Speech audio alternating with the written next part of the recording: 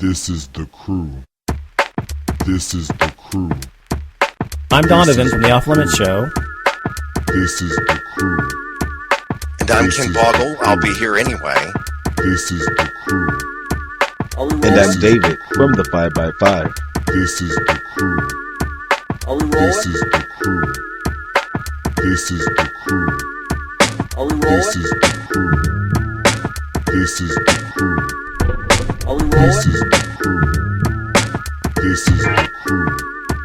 Are we This rolling? is the crew. This is the crew. This is the crew. Recently, and I think Donovan has everything pulled up probably, about waiters and waitresses, gay waiters and waitresses who work in the restaurant industry, of course, not getting tips because of their presumed sexuality.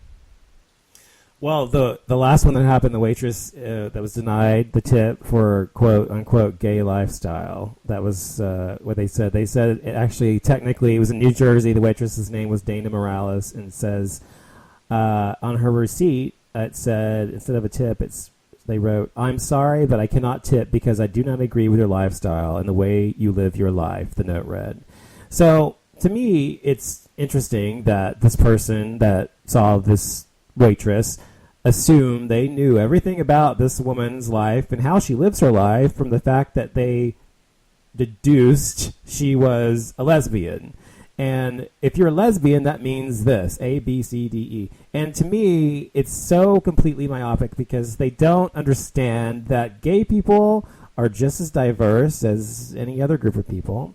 And for them to even say that they know what this woman's life and who she is because she's gay, and that makes her evil because it doesn't somehow coincide with their own personal religious beliefs, to me is the most asinine thing I've ever heard.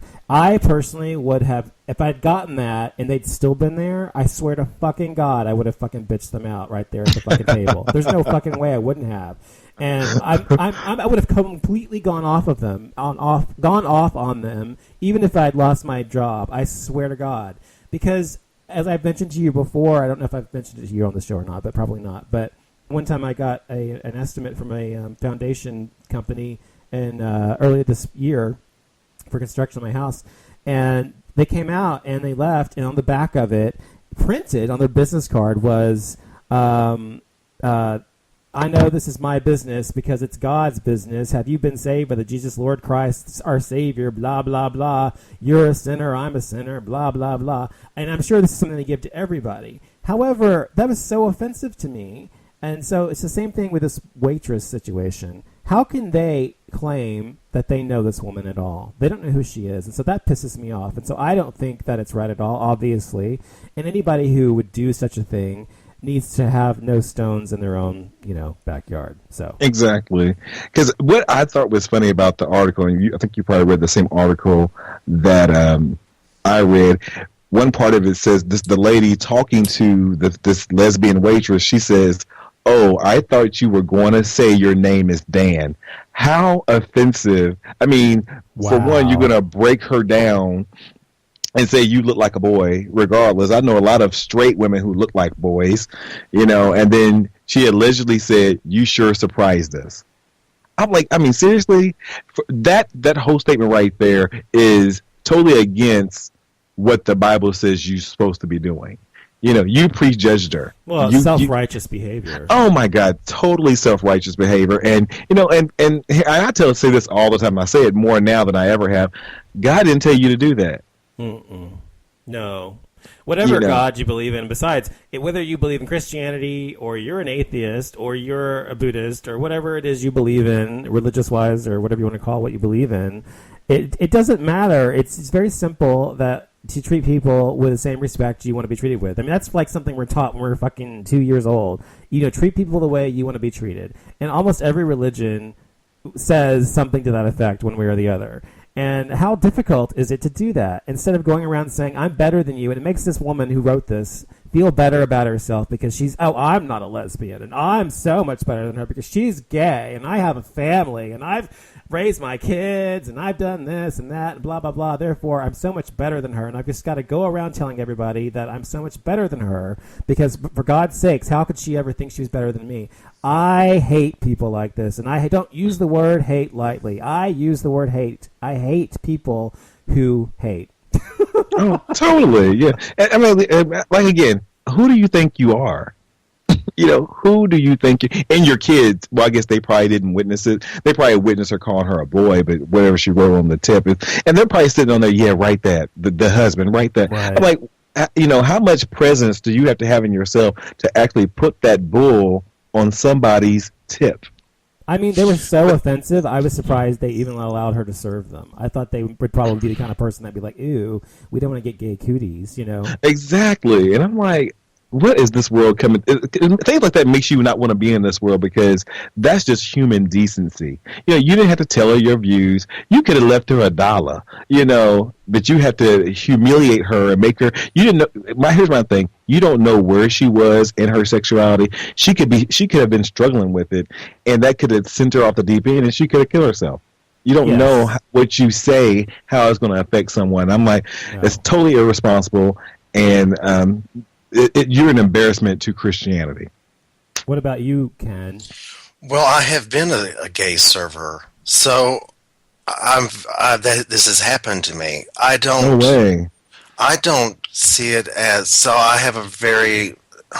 It's like even the beginning. I was like, so how did it happen? All this and all that is something that's not new to me. That's not new to me. When I would serve tables, the first mention of anything sexual in my direction, I called it on the carpet because I was a different person then and I could not possibly walk away. I had to grill them, and I would grill them, and I would grill them till either they left or until the manager came and took me off of that table because there's no way, shape, or form anyone's going to spout that kind of filth at me and get away with it at that time.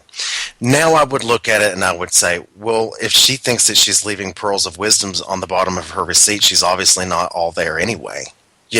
Nobody's really going and writing down Bible verses on their receipt and making good judgment calls 100% of the time. These are people who hear the voices that tell them to join a certain. My point is this: anybody who does that kind of thing is not worth another thought. It's not even worth another thought. And I had one table that said to me, "I think he's a queer." And I stopped on a dime. I turned around and I said, I won't be serving you anymore. In fact, I think that you all need to leave. And he said, make us. So I went and got the manager. And the manager came back and said, you don't understand that Kenny is probably one of the best servers we have. He trains everybody that comes in the building. And if he says you got to go, then you absolutely have to go. And that was it, But I have to say this. I won't, I have to say this. I have found that I tip gay waiters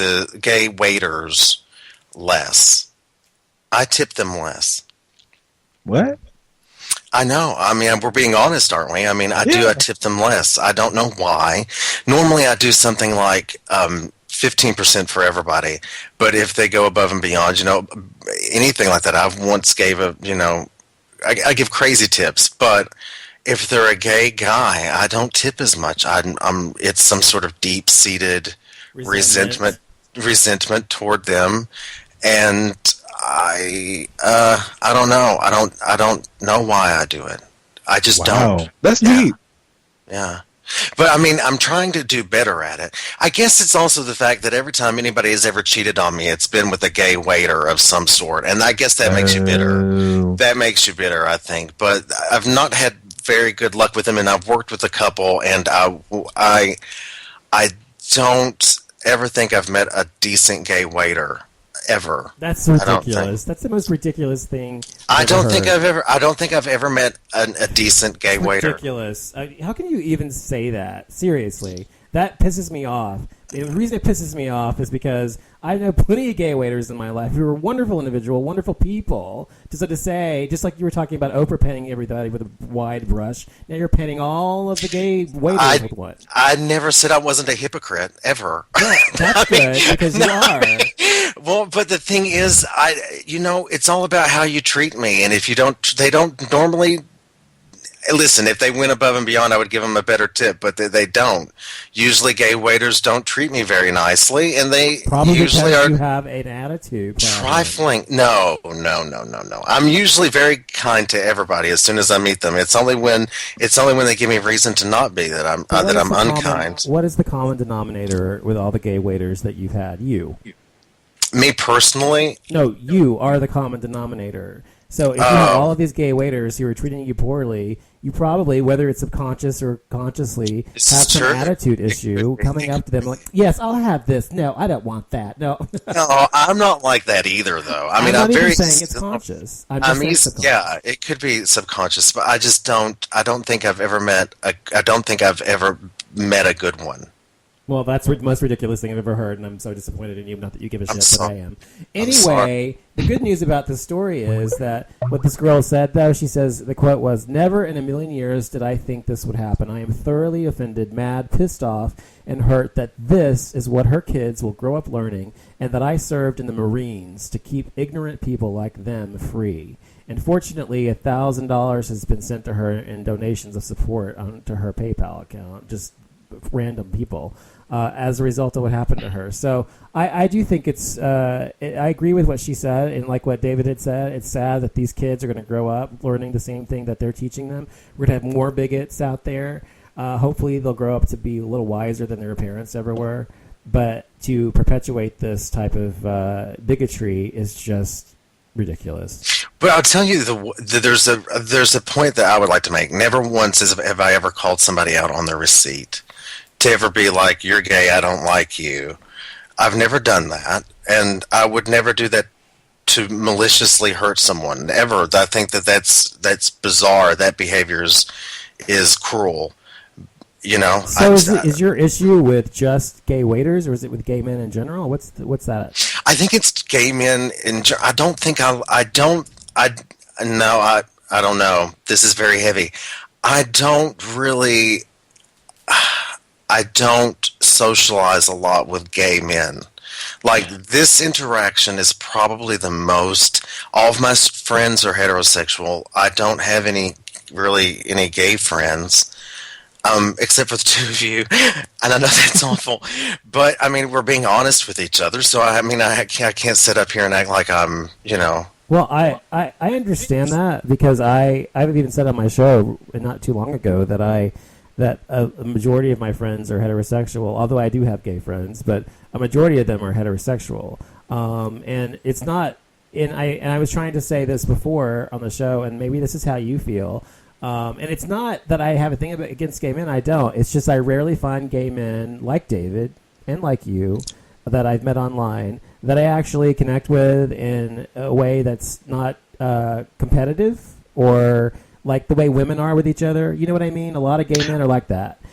Competitive, and oh my God, what are you wearing? And how much money do you have? What kind of car do you drive? You know what I mean? That kind of bullshit. I don't even entertain none of that nonsense. Well, like I told you, my best friend was that way, and that's why we're not friends anymore. Mine too. His name was Ryan Chambers. I'll call him out on the air. You'll have to bleep that.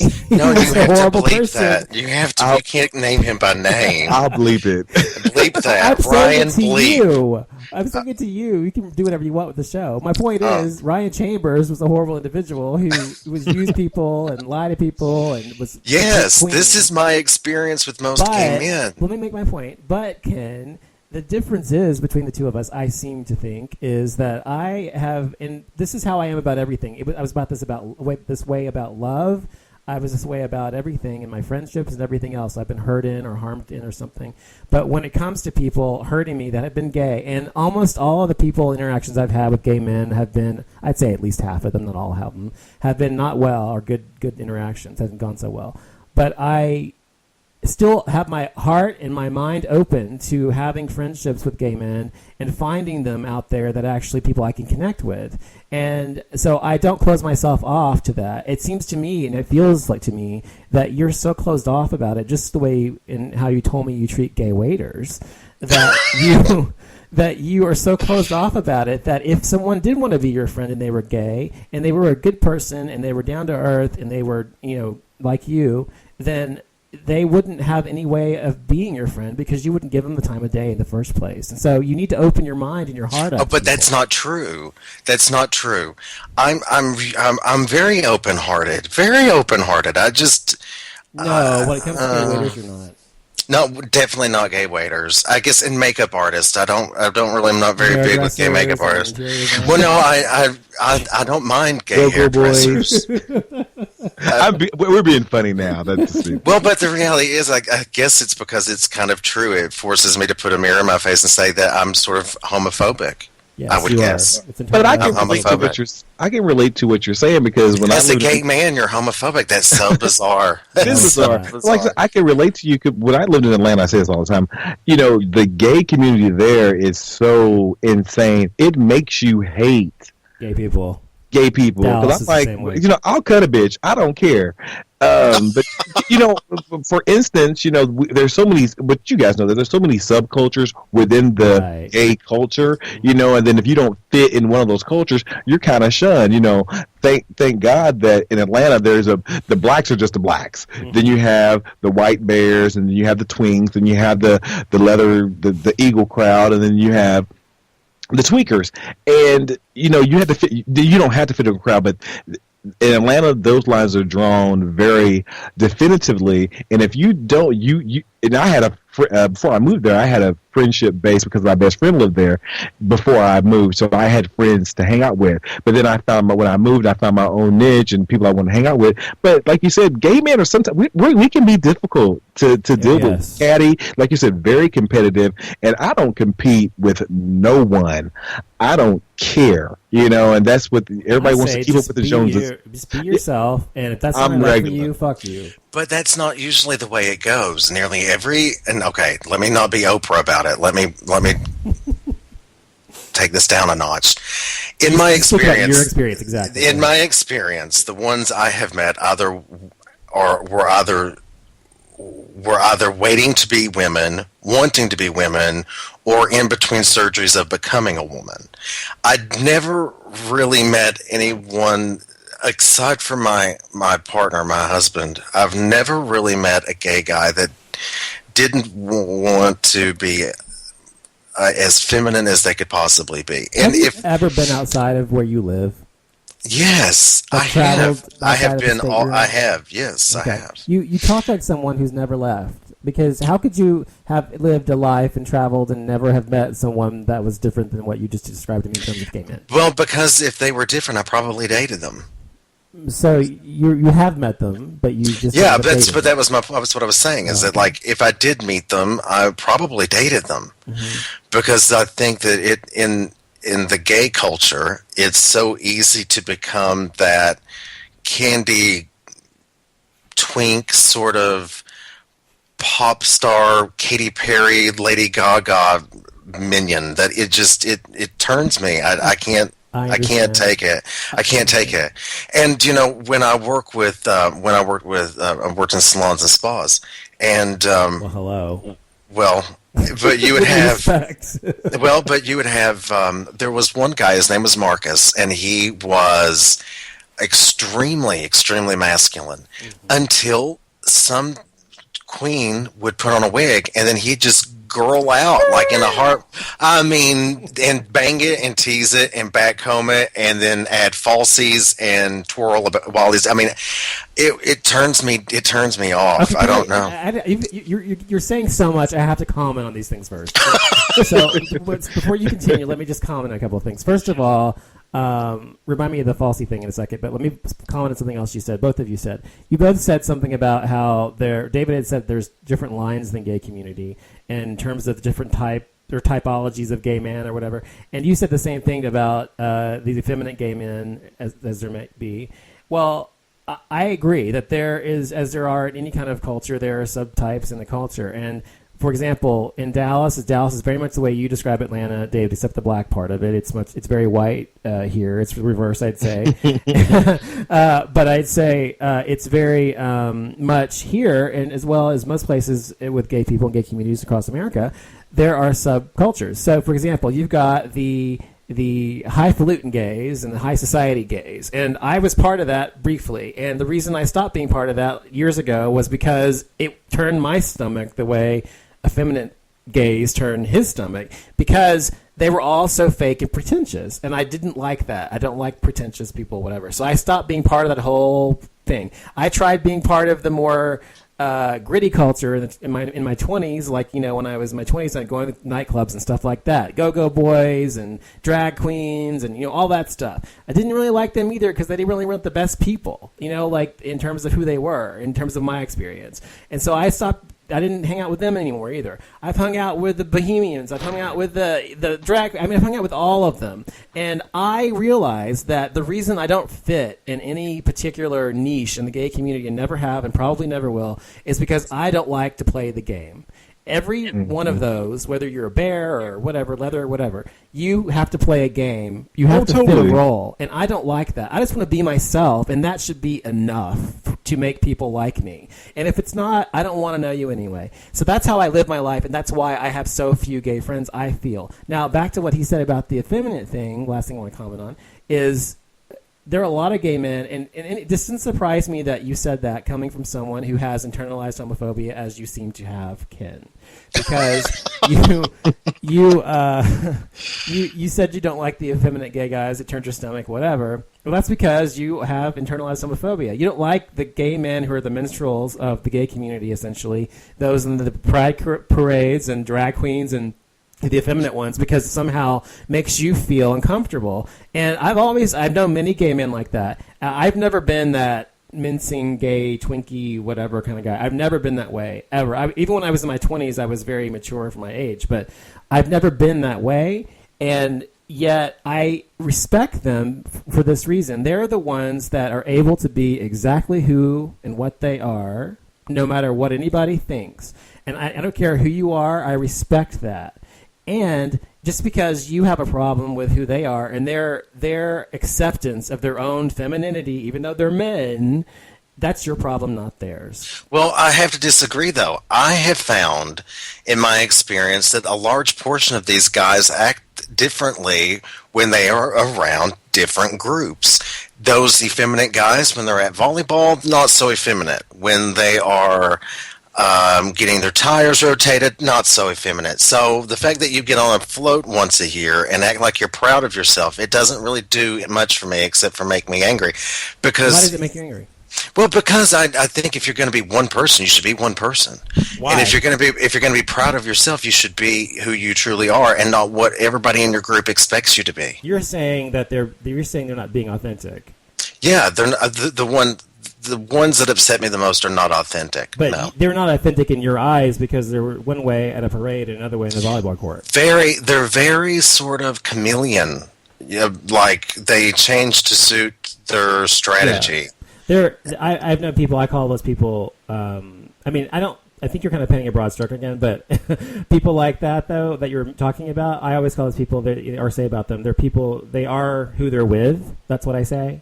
Crowd pleasers. Yeah, and there are people like that, that's for sure. But you're saying that about all the effeminate people out there every time they're acting effeminate? No. I'm just saying in my experience, the ones that I've met. Because it's like this. I was the kind of kid that I when I would go to a gay club, I never left the bathroom because I was face down in cocaine and having the time of my life. I really didn't care what somebody else was doing, if they were carrying a glow stick or anything. I could care less. What? But they all get in line to do the same drugs, and they all get in line to behave however they have to be to suit what they need at the time. That's what I was just saying. I mean, I agree with you.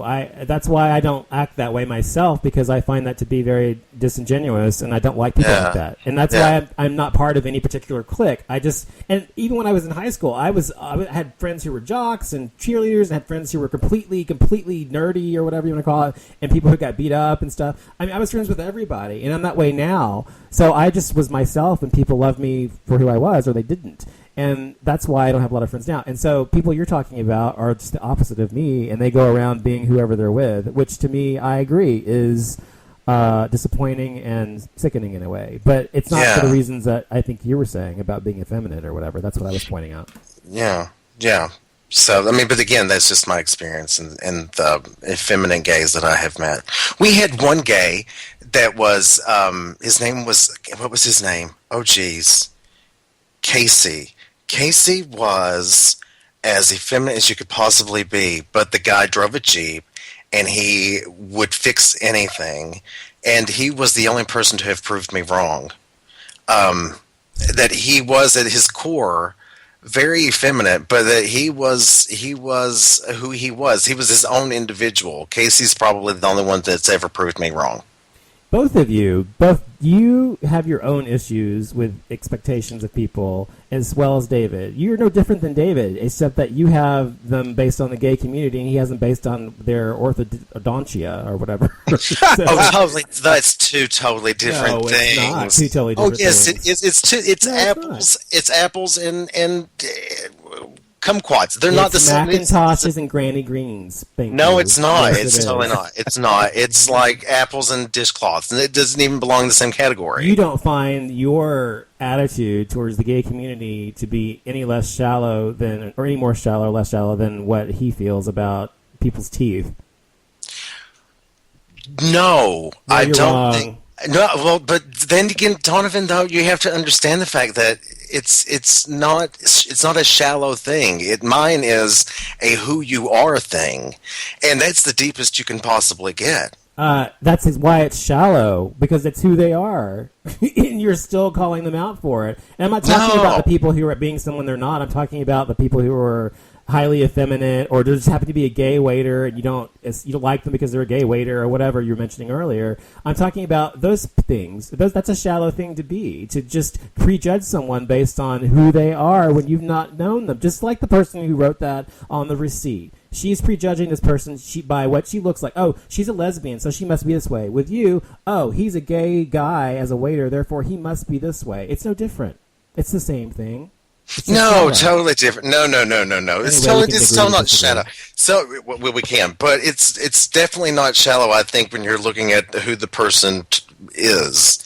Mm-hmm. Now, I guess if we're saying you can only learn so much from a person while he's serving your table and that kind of thing, well, if they impressed me enough, they would get more than a 15% tip. But I've never stiffed somebody, and I've never wrote something so scathing on their receipt or something. I mean, I've never done anything like that. I just think that if you have to, to be on topic with what we're actually talking about, gays and tips, if you are in this industry, you have to accept that responsibility that sometimes you will meet that. You will meet that adversity. You will meet that conflict. It will happen. And because you work for tips does not guarantee that you will receive one. You have to be aware of the fact that people think differently than you, that you will be prejudged, and that you have to sometimes go above and beyond, but if you are expecting a tip from people like that. I don't think that I ever went across someone that I was just like, oh, they're gay, I'm not tipping them at all. I mean, that's never happened. But, I mean, I think that when you're working in that industry, you have to sort of expect that eventually that adversity is going to come, and you can't just open up a PayPal account to make everything better. You have to come to the terms of the fact that this will happen again, and the next time it happens, you're probably not going to get thousands of dollars from strangers. You're just going to be, SOL. So now now she's a bad person because they sent her on their own volition $1,000. No. I'm just saying you're saying you have it to in a explain. very, very bitchy way. Don't tell me you're not. No, said I'm to be not. this I'm way. totally not. Oh I'm my not, God. not. I'm totally not meaning to be that way. I'm just saying you That's have how it to. sounds to me at all. Am You I have wrong, to David? expect it. Well, You have to expect that it will happen.